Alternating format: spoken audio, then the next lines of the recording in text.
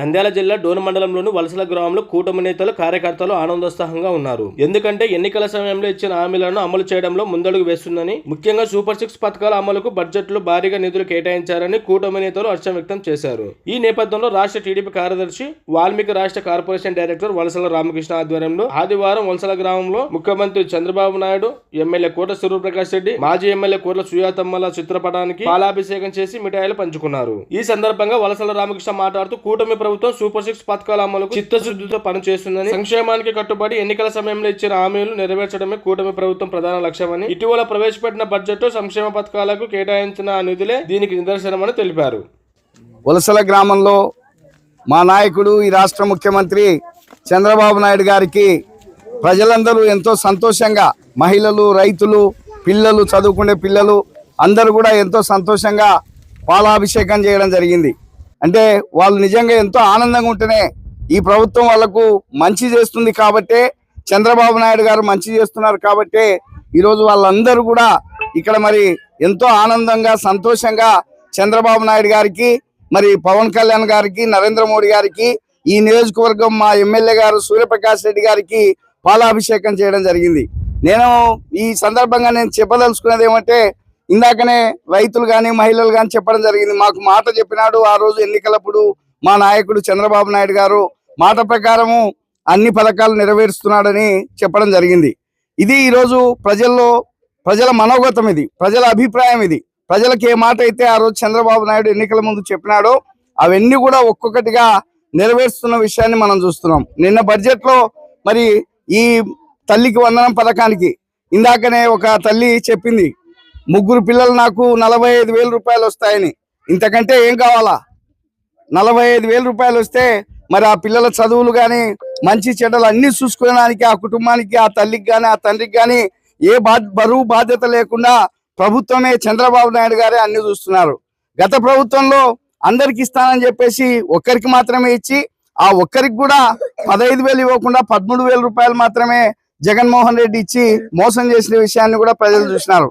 మరి చంద్రబాబు నాయుడు గారు మాట చెప్పిన ప్రకారము మరి రైతులకు అన్నదాత సుఖీభవ కానీ, మహిళలకు, పిల్లలకు మరి ఈరోజు తల్లికి వందన పథకం కానీ, లేదంటే ఇందాకనే ఇంకొక రైతు కూడా చెప్పడం జరిగింది, 4,000 పెన్షన్ ఇస్తానని చెప్పేసి గెలిచిన ఎమ్మడే ముఖ్యమంత్రి పీఠంలో కుర్చీలో కూర్చున్న మరుసటి రోజు నుంచే మరి 4,000 రూపాయల పెన్షన్ కూడా మా నాయకుడు చంద్రబాబు నాయుడు గారు ఇవ్వడం అనేది అందరూ కూడా సంతోషంగా ఉన్నారు. ఇంతమంది ప్రజలంతా సంతోషంగా ఉంటే ఈ రాష్ట్రంలో ఒక్కరు మాత్రమే సంతోషంగా లేకుండా బాధపడుతున్నారు. ఎవరో మీకు తెలుసు ఆయన. ఎందుకంటే జగన్మోహన్ రెడ్డి గారు మరి బాధపడుతున్నాడు.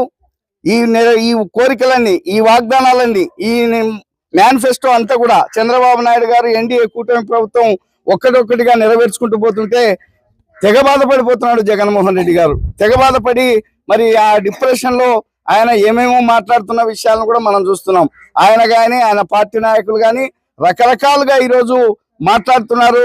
మరి ఈ ప్రభుత్వం ప్రజాప్రభుత్వం ప్రజలకు ఇచ్చిన మాటలను నెరవేర్చడానికి, ప్రజలకు ఇచ్చిన వాగ్దానాలను నెరవేర్చడానికి అనేక కార్యక్రమాలు చేస్తున్న విషయాన్ని మనం చూస్తున్నాం.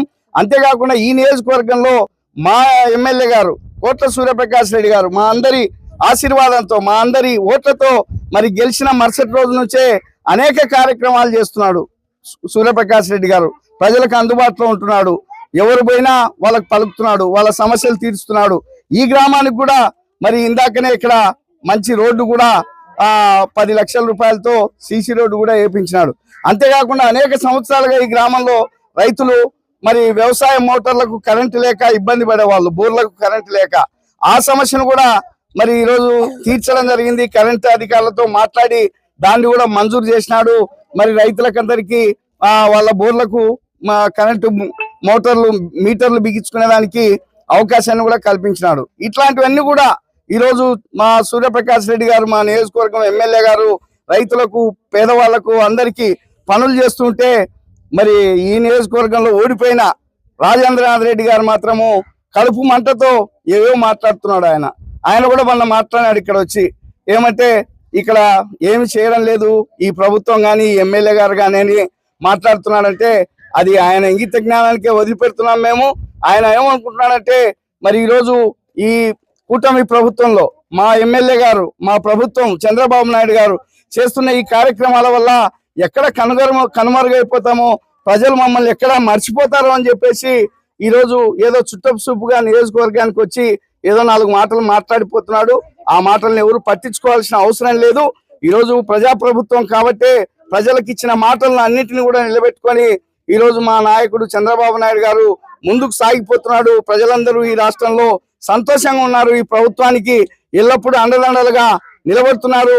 ఎవరు ఎన్ని కుట్రలు చేసినా, ఎన్ని ఇబ్బందులు కల్పించాలని ప్రయత్నం చేసినా, జగన్మోహన్ రెడ్డి ఎన్ని శాపనార్థాలు పెట్టినా, లేదంటే వాళ్ళ పార్టీ నాయకులు ఏ రకంగా ఇబ్బందులు పెట్టినా ఈ ప్రభుత్వం ముందుకు సాగిపోతుంది. చంద్రబాబు నాయుడు గారు ఈ రాష్ట్రాన్ని మంచి పరిపాలన చేసి ఈ రాష్ట్రంలో ఉండే ప్రజలకు మంచి పరిపాలన అందిస్తాడని ఈ సందర్భంగా నేను తెలియజేస్తున్నాను.